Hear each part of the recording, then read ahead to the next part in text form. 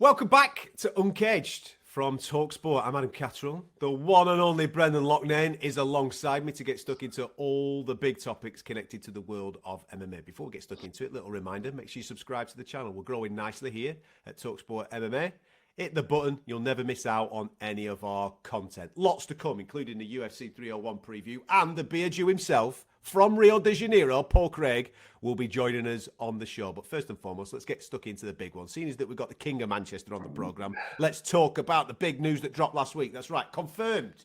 UFC 304 is happening in Manchester on July the 27th. It's the first time in 100 pay-per-view events that the UFC has returned to Manchester. Last time was UFC 204 when Bisping and Henderson went at it. First time that Bisping was defending the middleweight crown. We're back in 2016. And 100 pay-per-views later, mate, they're in your home city. Party time for the Manx. It's like they give us a bit and took a bit though, Adam. They've got us all up till 6 in the morning again. Like, I thought they were at least going to flip it on. It said now we've got 2 champions. But no, we're back up all-nighters again. Listen, Manchester people are used to that, pal. You're used to the hacienda till the early hours of the morning. Don't you worry about that. We'll be sound. We'll make it happen. And I was at the last one, was you? Yes. I was actually just reminiscing yesterday, having a little bit of a think. Obviously, Bisping and Henderson's the main event, but Leon Edwards was on that card. One of my favourite fights that night, and we'll speak about this particular person a little later on in the show, was Danny Roberts taking on Mike Perry on that particular card as well. What a fight that was, mate. Jimmy Manuwa knocking out Ovin St. Preux that night as well.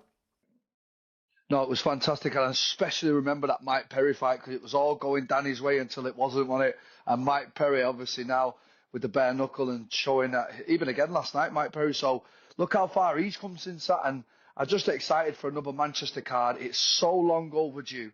You know, London always get the nice pay-per-views and they always get the best fights, but now it seems like it's swinging towards Manchester with a lot more Manchester fighters and Northern fighters. So I'll definitely be there, front row, 6 in the morning job again. Can't wait. Listen, we're going to spitball about maybe some possible fights that we can get on 304, but we do have to address it. You've already brought it up, the time, right? So the prelims are going to get going from 11 p.m. of an evening. Main card's going to get going at 3 a.m. That means kick-out time's around about 6 a.m. Sunday morning. It is an overnighter on local time zone for British fight fans. Now, I've seen the backlash. I've seen the fans going wild about it, and I get it, completely get it. At the end of the day, the whole beauty of the UFC is to pick the product up, stick it in a local area, stick it on a local time zone so fans can connect with those local fighters. Completely get it whatsoever. But there are a few stipulations that do come along with UFC going around the world, of which are kind of out of everybody's hands. Firstly, right, the biggest pay-per-view market, and I'm sure my man here will confirm this, being a man that fights in America, is the American market for the pay-per-view fighters. Now, because we've got hopefully 2 title fights on this card, you get pay-per-view points, so therefore those fighters benefit financially from the pay-per-view market. So if it's at an American time zone, they get more dough in the back pocket. Also, and this is the key thing, and this is why this has happened, the UFC broadcast partner in America is ESPN. ESPN have a say on broadcast times of certain numbered events throughout the course of the year. And they allow for 2 numbered events to be off-peak American pay-per-view time zones. This year, they've already assigned Australia and Abu Dhabi. So with this now being picked up and stuck in the UK, it was kind of a no-brainer that it had to go back on an American pay-per-view zone. I know that that isn't great for British fight fans. I know that everybody's up in arms about it. But first and foremost, if you're not going to the event, there's no real difference anywhere to watching a normal pay-per-view in America because it's going to be on that American pay-per-view zone. So you're going to be watching it in the early hours of the morning. And if you are going to the event, listen, the best fighters in the world don't necessarily come here every single day. They're always over in the States. They're on your local time. If you've got to stay up all night and have a bit of a party till 6 o'clock in the morning, let's rock and roll, man. Let's relive the years. Bisping and Henderson did it. In the world of boxing, they've done it with Ricky Hatton when he fought Kostya Tszyu and when Joe Calzaghe fought Jeff Lacey. We're going to get the best of the best. I know you're going to mourn, Mr. Brendan Loughnane, but come on. Let's have a celebration. Let's bring it to Manchester and let's get it on. I'm actually taken back by your wealth of knowledge, you know, Adam. Is there anything you don't know about MMA? That's the job, bro. That's the job. I've got to be on it. You were spitting fire then, mate. I was taken back by it, but talking about fighting in America, something that I know very well. Even my last fight was 4:30 in the morning on a Friday night. Like, nobody's up. Do you know what I mean? So I'm on the flip side of things, Adam. 13 fights in the PFL now. 12 of them have been in the States. So I am very well aware about the model and how it works. And the main market is the United States. And listen, 6 in the morning in Manchester is still quite lively. Listen, I've been around Manchester at 6 in the morning. It's still quite lively. There's one place you can take a fight night till 6 in the morning. It would be England and especially Manchester. Absolutely. It's hotly rumoured that it'll be Tom Aspinall. I mean, he said himself on his own social media, Tom Aspinall's going to be in that main event. We think against Curtis Blades. We know that Cyril Gann's been in the mix for that, but Cyril Gann has said that he's making a movie. He wants to obviously fight on the Paris card that's coming up in September after the Olympics. I get it, but if you're getting an opportunity to fight a guy that holds a version of a world title, I don't think the location really matters, does it? Cyril Gann should be chomping the hand off Tom Aspinall for an opportunity to put himself in the firing line to get another shot at John Jones or Stipe Miocic, whoever comes through that fight. I just think it's a little bit of bad form from Cyril for not jumping at the chance of fighting Tom Aspinall. One thing I know about the fight game, Adam, is you don't turn down opportunities like that. And I know the way the UFC is, and that opportunity might not come round again for a long, long time. So it was a really bad move. I mean, fighting comes before movies. You know, our bread and butter is fighting. And if someone offers you the world heavyweight title, you take it ASAP. You don't ask any questions. You drop everything else around it because prize fighting is our bread and butter, Adam. I agree. From a Leon Edwards point of view, don't get me wrong, there's a lot of attractive fights in the welterweight division, but it's looking highly likely that it'll be Bilal Muhammad. And I'm going to only speak personally and honestly about this. It's probably the least attractive of all the fights that we could see Leon Edwards in. But it's probably the right fight. The guy served his dues. He's on a win streak. He's put himself in the top contenders slot. Leon's already beaten Kamaru. He's already beaten Colby. Next up on the list is Bilal Muhammad. Even though, mate, I'd love to see Shavkat Rakhmonov in Manchester having it with Leon. I know it's a strange one, Adam. Like, he really has served his dues, Bilal Muhammad. He's beat everyone they put in front of him on this run that he's on. He's a very well-rounded, skillful fighter, but he's just not got that it. It's just not the name you want to hear, innit? And I can't quite work it out because he's not only beating people, he's finishing people, he's looking good in these fights, but I don't know, there's something about it. His style, his aura that we're just not connecting with as fans. But I expect nothing more. Tell me. Here's one for you, right? Because the hot rumour is that Ian Garry and Colby Covington will be the co-main event for Conor McGregor and Michael Chandler. And I think that would be brilliant. I think Ian, getting that opportunity on a Conor McGregor card as the co-main event in America, Las Vegas at UFC 303 is ace. But it doesn't look like Colby's coming forward in order to sign that. There's a lot of delays going on with that situation, isn't there? Yeah. Would you be up for Leon Edwards against Ian Garry?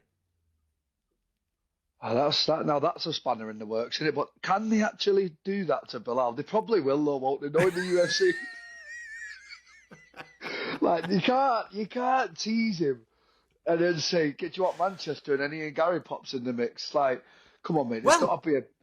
Well, earlier on in the year, mate, if you remember, UFC 300, Leon Edwards was offered 3 fights for UFC 300, right? And all 3 of those fights have said, we're not available because we've got Ramadan. Yeah. Not one of those fighters was Bilal Muhammad. Yeah, that's true. So that's only happened this year. I mean, he's been shelved, hasn't he? Big time. Big time. Now, he deserves the Manchester fight. It's not, doesn't make us all want to stay up till 6 in the morning, but I get it. And I mean, it is now. It's the fight to make, and Leon's got unfinished business with him. With the way the last fight ended, it's time for him to finish the job correctly, innit, Adam? Your old mate Mohamed Mokaev has to be on this card, and it's got to be a world title eliminator for me, mate. Brandon Royval. Let's see if we can get him in. Brandon Moreno's taking a step back from the sport. We've got some other guys already matched up. If we can get Brandon Royval to Manchester for a number 1 title eliminator to take on the winner of what we're about to preview with Pantoja and Usyk, Mo Mokaev could be fighting for a world title by the end of the year. Yeah, I mean, another one that's been outstanding in that division. You look up and down it, everyone's booked or injured. He's got to be next in line as well, hasn't he? So best of luck with Mo on that one. And, world at his feet, such a young lad, so talented, undefeated amateur, world champion 2 times. Like, just got it all going for him. And he's a Mank. He's a Dagestani Mank. It's amazing, isn't it? Isn't it, though? Come on, be honest. It'd be tremendous to see him on the card. Who would you put Michael Venom Page with? That's a good question. Michael Venom Page. Who do I put him with? Personally, I know everyone's going to say Wonder Boy, but I really, really did like the way Michael broke down that fight. Two positives don't always make a positive. It's going to be a karate match. They're going to stand off each other and just do this. And that could happen for 15 minutes, and we might not get the fight that we expect. So, I mean, I liked his analogy with it. I personally would love to just jump right to Shavkat. Give me Shavkat and Venom Page, something like that. Something mad like that. Why not? I mean, Venom's proved it. He's always exciting. And I know Shavkat's much higher than him right now, but I'd love to see that fight. Personally, as a fan, if nothing else is involved, that's the fight I'd love to see. I think, do you know something? Me and you are on the same lines with this. Because when Michael came to the UFC, he's like, listen, I'm not here for a long time. I'm here for a good time. I want to get as quickly as possible to the top of the tree and try and fight for the title. So the way you do that is go through the top contenders. He's had a good performance against Kevin Holland. So now he's ranked. I think he's 13 in the division. So he's got to be looking plus 10. Who's there? So you look at the runners and riders. Do you know what I'd do, mate? I'd just go straight for the top. Go and try and get Kamaru Usman. I mean, listen. Straight in. No message. He's not getting any younger either. It's his time to move now. Do you know, Michael's really got to push. So it's got to be the biggest name he can possibly get. But then you've got to think about these guys are going to have to fight down. And it's and that's the key thing. Such a risky fight to fight down Michael Venom Page, to look down the rankings at this point. Okay, then. Ranked number 6, and he's coming off a couple of bumps. What about Gilbert Burns? Great fight. I'd love to see that fight. That's a good fight. That's a good fight. I'm sure they're probably working on something like that, aren't they? Listen, mate, that's what we're here for, though. We're here to do the matchmaking stuff. Yeah. And then we'll send it to them and we say, listen, the lads have put it together. We're the Mancunians here. Let's put the fight on in Manchester. That's what we want to see. It will be interesting to see who they get for Michael because, like you say, I would not, if I was in the top 10 or if I was in the top 5, I would not be looking down at Michael Venom Page. I'd be like, yep, he's getting skipped straight away. So let's see who they go with. What would you do with Paddy on this card? Moicano, has to be. Has to be. Show me the money! It has to be. Do you know why? He's finally found his mouth as well, Moicano. He has, and he's got his own little aura going at the minute, especially after that last performance. He was incredible. To come back from what he came back from in that fight, the heart that he's shown, it has to be Moicano. But do I think it'll happen? Nah. What do you think? I think that's the fight, mate. I know there's other names that have called out Paddy. Everybody seems to call out Paddy. People like Bobby Green and all those. And listen, I'm all down for all of these fights. But Renato Moicano, Paddy Pimblett in Manchester, just the press conference alone, would be absolutely sensational. I think it's a perfect fight. Plus, stylistically, it's a fight that both guys can win. They're both grapple heavy. And, you know, if it hits the mat, you're going to see scrambles for days and somebody will get choked out. It'll be top class. Well, Bobby Green and Moicano both looked extremely dangerous in the last fight, so neither of their matchups are easy matchups, I'll be honest. Of course. Well, that's still to come, obviously, in the middle of the year. July 27th, UFC 304. I'm expecting some fights to be announced in the not-too-distant future, which we can all get extremely excited about. And talkSPORT will get you really, really close to that event, so make sure you're subscribing to the MMA channel. Now, though, it's time to look ahead to UFC 301, which is happening this week, Brazil. And, in fact, we're going there right now to speak to Paul Craig. Paul, welcome to the show. How are you, my man? Yeah, I'm not too bad. Hit that 12-hour flight from Amsterdam to Rio. It wasn't as bad as I was expecting it to be. And it's roughly about 9 o'clock in the morning here. Downsides of travelling, they lost my luggage. So I'm currently sitting in my underwear and a t-shirt that I've had on for 3 days. Because I got here Friday evening and no kit. So I had to do like a quick shopping trip to get some essentials, stuff like scales, pair of shorts, training gear, all that kind of stuff. But it's all part of the business of travelling the world for a fight company, isn't it? Brendan, you've probably been in them situations on several occasions with the amount of air miles you do, travelling to various fights all over the gaff. Yeah, they just lost my case coming back here now. I didn't get it back for 2 days. So yeah, Paul, I've been there, mate. But I don't think I've had it just fight week though. Fight week's a bit of a ball ache, I won't lie. Yeah, but the upside of that was because I'm here with my nutritionist. He had brought like all the supplementation, so it's not as if we're going to miss out on any of that kind of stuff. So that side of it's done. The only thing I don't have is clean clothes. So if you see me walking about Rio, I'd take a massive swerve because as I said, I've been wearing these pants and this t-shirt for 3 days now. Hey, that might be like a new thing for fight week. You know what I mean? Get yourself in the right frame of mind. Don't wash. Don't bathe. Wash, smell. Yeah, mate. It's fight mode, isn't it? You don't need to put your Paco Rabanne on. Let's get in the mood. During the weigh-offs, the bad breath and the smelly armpits, that'll definitely knock out my opponent. So how are you getting on out there? How's Rio? Tell me about it, because I've never actually been, but I've heard, good things and bad things. Tell us, Paul. It's beautiful, right? It's paradise on the beach. But for all the niceties that you see in the movies, like the sunsets, the lapping waves, the nice, beautiful sandy beaches, there's the negative side where you've got some robberies. It's quite hospitable at times, hostile at times. A story maybe a couple of times before they came back to Rio. Shogun Rua, who is a legend in the world of mixed martial arts, was held at gunpoint outside the hotel. They also held up a few UFC staff members, a few UFCs back in Rio. Just took all the watches. It's not worth fighting some locals for a watch or a phone that you can replace. It's much better just handing all over your stuff. But yesterday went a wee walk, took along the beach, and as I said, it's paradise. I'm a guy from Scotland who possibly wasn't going to amount to much regarding a career, but now I'm in a career where somebody pays me money to fight and pays me money to travel the world. So I can't not. It's like dream come true for me, mate. And you've been obviously there before a fight. You just mentioned Shogun. You fought him down there. Yeah. I assume you're expecting a warm welcome when it comes to Saturday evening, seeing as that you're taking on a Brazilian in Caio Baralho.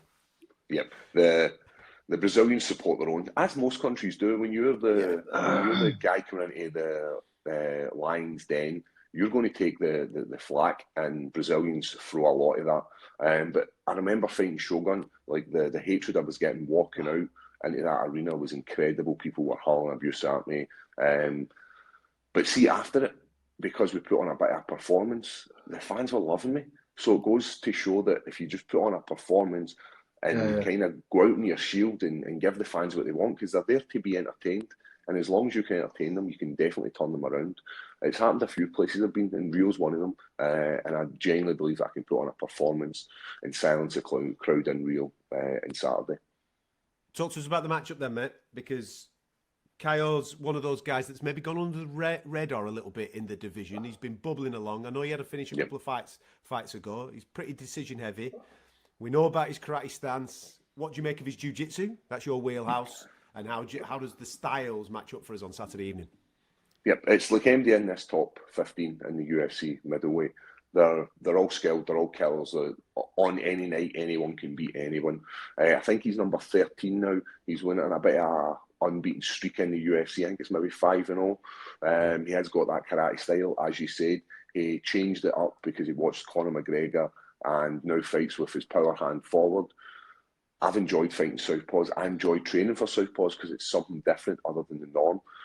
So I believe my coach, James Doolan, at higher level, has come up with the ideal game plan to use my attributes, my length, my range, my strengths, to beat Caio. With regards to jiu-jitsu, he's a very good jiu-jitsu practitioner, trains with guys like Damien Maia, trained with some of the guys for the B team who are high-level jiu-jitsu guys. But I think it's hard to kind of replicate my style of jiu-jitsu. It's hard to replicate Andy's style of jiu-jitsu. But with regards to mine being 6'4", having long levers, liking being on the bottom, liking taking damage, not a lot of training partners are willing to do that for you. So I believe my jiu-jitsu game is going to be where I can capitalise on it. I do believe it's a very favourable fight for me. Just using my length and my range, I believe that's where this fight's going to be won. In that distance management, he's very good at bouncing in and bouncing out.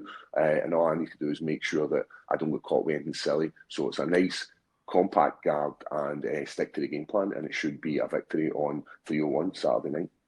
You have got a great coach, a very, very, very underrated coach. You know, I've spent a lot of time with him through Stevie Ray coming to the PFLs, and I sit and I speak to him, and he's so intelligent and one of the most underrated coaches out there. He is so knowledgeable, and like you said, trained for a southpaw. I know for a fact he's going to come up with a very good game plan because his brain is one of the best in the whole country, and it's very, very underrated. So it's funny that I was just taking in what you were saying there because I know exactly what you mean by what you said, and I will be looking forward to watching. He's a very good coach. He's on that side of, he's in the business for the right reasons. He's a master of martial arts. He loves learning. So when everybody else is in the team are maybe going and building rapport with each other and going out from bikes, he's in breaking down footage. He's in learning, and I think that's what a coach needs to be in this sport that changes so quickly. Like, gone are the days when I first started MMA, it being a one-dimensional fighter. You can't be a jiu-jitsu practitioner fighting MMA. You can't be just a boxer or a striker fighting MMA. You need to have it all. And we're seeing that coming through with the next generation of mixed martial arts. And I believe that James is kind of pulling me in that direction to improve me from being Paul Craig, the jiu-jitsu fighter who fights MMA, to being Paul Craig, an MMA fighter. Yeah, there's levels to coaches, and as far as UK coaches go, he is right up there at the top. And his brain, like I say, I remember having a certain conversation with him poolside when me and Stevie was cutting weight, and just some of the things that he was saying, I thought, you are on it. Do you know when someone's on it? Just by certain things that they say, and the fact that you said he's come up with a game plan for Kyle, I'll be so excited about watching this fight now. Excellent. Should be a cracker, man. What do you make of the division as a whole? Because obviously you've been here now for 2 fights. The sports science that you've applied in order to get down from light heavy down to middleweight was fascinating last time we were speaking about it. But what do you make of the division? Since you've come in, there's been new champion, there's been a little bit of flux at the top. I look at it and I think everybody's 2 fights away from fighting for a title here. 100%. It's one of these divisions where once the reign at Izzy was sort of dethroned, it's kind of went back and forward. People have taken the belt, people are going to lose the belt, and within the next 6 months, I genuinely believe there'll be another champion on top. But there is some really nice fights in the top 10 for me, and as you're saying, 2 fights can easily get you a title contention. But I've done this before where I'm like, right, I'm going to have this fight, and then I'm going to look forward, and I'm going to do this, and I'm going to do this. I can't take my eyes off Saturday night. I need to be focused. I need to be like, yes, what the ultimate goal is for anybody that steps in that UFC octagon is to get that UFC title. But first and foremost, you have to do the business on Saturday night. So I don't want to look too far ahead.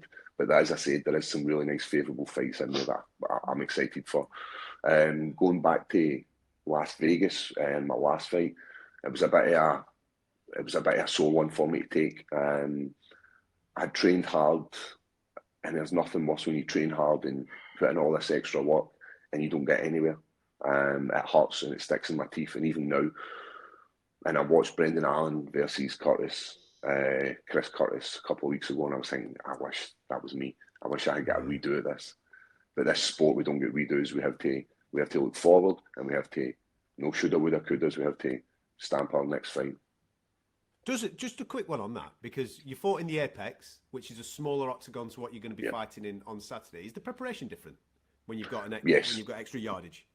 Definitely. If you're fighting and when we were training for Alan, we were wanting to kind of use that cage wall because it's a lot smaller. You want to use it to your advantage, so we were looking to push him up against it and use our grappling.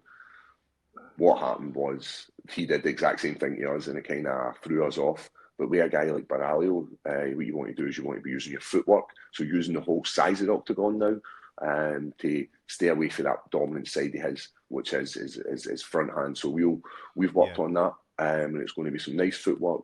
One of James's lines is good eyes and soft knees, see everything coming, and be able to get in and get out. So that's what we're going to be doing there. landing heavy shots, and then ultimately looking to drag him to the mat and get that victory.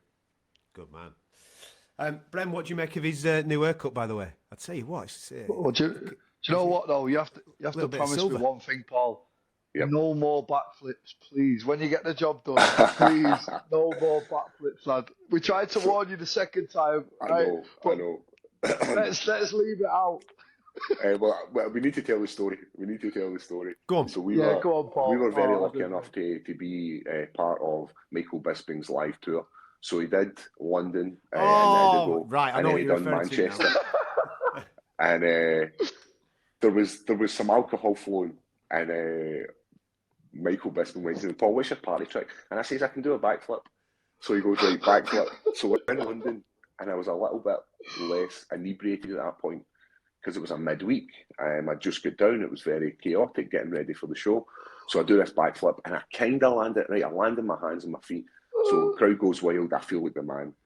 So we go up to Manchester the next day, and then Michael Bisping's in the crowd, and he's like, Paul can do a backflip. Now, by this point, it's a Saturday afternoon, and I was very much intoxicated by this point. And I had these really tight jeans on, and I'm like, Michael, I think I can do this. And then the crowd starts going, Paul. The next thing I know, I'm doing a backflip, landing flat in my face. Boom.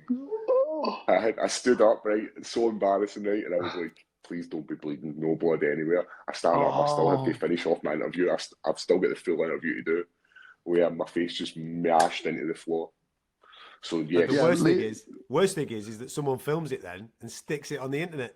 I know. I had to just double down on it and just be like, yep, I meant it. Yeah, I meant it. That's what I was supposed to do. Right. It's all part of the business, isn't it? Landing in your face sometimes. Sometimes you land it, sometimes you don't. Yeah, let's leave the party trick. Let's leave it in Manchester.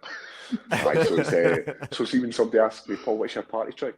I definitely don't say backflip anymore. Good lad. Listen, I hope all the apparel and your bag turns up in the not too distant future, mate, so you can get back to some type of normality. But have a safe week when it comes to the cut and all that. And we look forward to seeing you doing your thing on Saturday night. It's going to be an absolute cracking fight, mate. All the best. Keep up the good work, man. I'll speak to you soon, man.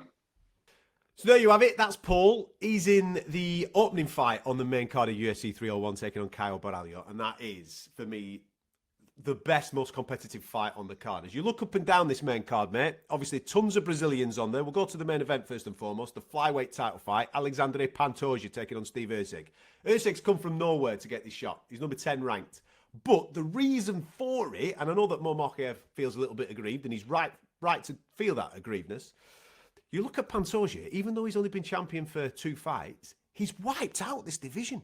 Beaten them all. He's beaten Moreno. He's beaten Perez. He's beaten Roy Val on multiple occasions. He's beaten Manel Cap. I tell you what, this guy has served his dues. It is crazy when you've got to go to number 10 for a bit of competition, isn't it? I mean, the last time this happened, what was it? Usman got to about number 6, didn't he, at one point, where he just wiped it out. And the way Pantoja's done this. What about Izzy against Sean Strickland? Strickland was 8, wasn't he? There you go. There's another one. It doesn't usually happen. That's what I'm saying. It doesn't happen that you have to get down to number 8 to have a bit of competition. So, yeah, I mean, he's the wild card. And you know what? Why don't we get it done? You know what I mean? Why not? So, fair play. I really hope that we get a competitive fight. And I don't know. I don't know enough about this new fella that's coming in. But I will be excited to watch it, especially getting thrown in at a wild card number 10. He's traditionally a grappler, but last time out against Matt Schnell, he starched him with a one-hitter quitter. So he's obviously got a little bit about him, but from a Pantoja point of view, I just think his pressure is outstanding. He's really coming into his prime. And here's a key thing, and you'll resonate with this. It's the first time in 10 years that he's getting to fight in front of his Brazilian people. You're going to have to do something special to stop this fella, aren't you? Yeah, wow. What a stat that is, especially with the amount of Brazil cards that there is and what's going on there. Fair play to him. But, you know, I know people at ATT that have trained with him personally and said this kid, he's a real handful. So I'll be looking forward to it. The other big talking point around UFC 301 is the return of Jose Aldo, a man that's not been in the octagon for best part of 2 years now, Bren. The King of Rio returning to Rio to take on Jonathan Martinez. What do you make of that? Do you know what it is? We just can't leave it alone, can we? Honestly. You're all lunatics, man. We just can't leave it alone. You can't even go out on top nowadays. But listen, as a fan, super excited to see him. I did think the retirement was a bit premature. He was starting to look good. Do you know what I mean? So I still think there's plenty of miles in old Jose Aldo. And I did hear rumours, I don't know how true they are, that Dominic Cruz was offered it. Yes. And I would have loved to see that fight. Nostalgia right there. You know what I mean? Legends. So yeah, it's a shame that didn't happen, but I'm still looking forward to seeing fight. Well, it is a shame because that Legends fight of possibly the best bantamweight of all time in Dominic Cruz against the best featherweight of all time in Jose Aldo, going at it in Brazil, it would have just been absolutely sensational. I know, man. It's just and then, listen, Jonathan Martinez has got a wonderful opportunity to take out a legend, and this is not an easy fight for Jose. I would actually say Jose is the underdog coming into this, given the fact that he's been out for 2 years and he's taken on a ranked guy. But just from that nostalgic point of view, if Dom could have got fit for it, oh mate, this would have just been unbelievable. It's a fight that I've always wanted to see for Dom, so I would have loved to have seen that in Brazil. I did hear rumblings of it. A bit gutted to be honest, but who knows? It might still happen, Adam. You know, let's keep it all together. You just never know. Absolutely. There's a few narratives on this 301 card that are very, very similar. Anthony Smith, Vitor Petrino. Petrino's on this unbelievable tour, Brazilian fella in Brazil, and it feels like Anthony Smith has been brought in as that gatekeeper guy to really allow Petrino to punch his ticket going forward. Very similar to what we've just been speaking about with Paul. Paul seems to have been brought in to boost the star of Caio Borralho. Obviously, the stalwarts in Anthony Smith and Paul Craig are going to be looking to upset the apple cart, but it just seems that those narratives in those two fights are very similar. I think, he has positioned himself, Smith, as the solid gatekeeper now. He's the guy to beat in it. If you want to get anywhere in that division now, you have to beat Smith. So, again, going over to Brazil, mate, it's just not easy for anyone. Honestly, for Paul, Smith, any of these guys that are going over there to fight Brazilians, respect to him, man, because it's not easy. And Michel Pereira makes up the main card, taking on Io Peteria. It was supposed to be Mahmoud Muradov, who pulled out. Peteria's come in. He had a fight booked for next month, but he's come in here, who gets an opportunity against Michel Pereira. Again, who's another guy that's been going under the radar, on a brilliant win streak. Loves a little bit of a dance-off as he's making his way to the octagon. He's got the lot, hasn't he, this kid? He's one of my favourites to watch. He really is. I don't know how he makes the weight. It's just unbelievable watching gigantic. that. No, he is, Adam. What is he doing to make weight, this fella? Because I watch him do backflips after cutting 30 kilos. I'm thinking, this guy's an anomaly. He is. I just love watching him. He always, like when he fought Danny Roberts, mate, and he come in the ring, I looked at him next to Danny, I went, what is happening here? And it's every time. I don't know how he's doing it, but he's doing it, and he is a pleasure to watch. How good is Jack Shaw, who's also on this card in the featured prelim against Joe Anderson Brito? Extremely underrated. Massive Jack Shaw fan. You know, now he's come up to 145 recently, did very well at 135. So it's going to be exciting to see him in this division, but I've always been a massive fan of Jack Shaw. And I also know this Brazilian fella because I nearly got a match with him once. So it's a very, very good fight, and I look forward to that one for sure. It's all set to be a cracker. Go down this Saturday night. A bit of British interest there with Paul Craig and Jack Shaw on the card. And loads of local fighters, loads of Brazilian names looking to boost their stardom going forward. That's UFC 301. We'll give you a full review on that next week. Before we clear off, your old mate's been buying other franchises. That's right. We're all anticipating him getting back in the octagon against Michael Chandler at UFC 303. Conor McGregor is who we're referring to. And in the last 24, 48 hours, it has been announced that Mr. McGregor has made a big financial investment into Bare Knuckle FC. Obviously, over the weekend, Mike Perry seems to become the face of BKFC. He got himself another victory, this time against Thiago Alves. 60 seconds it took him to get the job done in that particular knot. But this kind of all lends towards Conor McGregor, maybe one day, even though he's part owner, taking off the gloves and having a little bit of a throwdown. What do you make of BKFC? Last person I'd ever want to see in BKFC is Mike Perry. He's just running through everyone. Michael Venom Page, Luke Rockhold, Thiago Alves, all animals, Yeah. well bigger than him as well. And he's just absolutely starching everyone, innit? He's found his home, hasn't he? It's He has. like he was already hard, yeah, because we were Yeah. talking about him and that Danny Roberts fight in particular. But Right. now he's gone, you know what? Sack these gloves, throw these away. I'm just going to get stuck into everyone. And we've got the same manager, me and Mike, and he just tells me how much of a great character he is, and he just looks like a great character, doesn't he? And he found his home, and I'm so happy for him because he's just absolutely running with it, innit? The gloves were holding him back. Who can you say that about? He's the only guy in the world. Everybody else is that, yeah, mate, you know what I mean? The sweet science. Or he's not interested in that. Not get rid of this. Let's just have it. Let's just have a fight. That's what Mike Perry is all about. Imagine a Mike Perry and McGregor fight with no gloves on. Like, I know, it's just nuts, isn't it? I can't see anyone beating this Mike Perry the way he's going at the minute. I mean, 60 seconds, Thiago Alves is no mug. He was known for his striking. I know he's been out of the ring for a while, but still, it's a 60-second job. He's just running through him, innit? Michael Venom Page was very much close to his prime when he fought him. Luke Rockhold was a bit past it, but just ran through him. And I don't know, I think this McGregor thing's really going to spice BKFC up, don't you? Yeah, 100%, mate. Listen, if anybody can sell something, it's Conor McGregor. Look at how many products, look at how many brands he has made and been involved with that have gone through the roof and made a ridiculous amount of cash. Obviously, we all want to see him fight in the UFC. Looking forward to that with Michael Chandler. But this is a move that is absolutely steering him in the next, 12, 18 months to actually have what he would class as a proper knock. Do not back against Conor McGregor having a go at BKFC, seeing that he's now a co-owner of the organisation.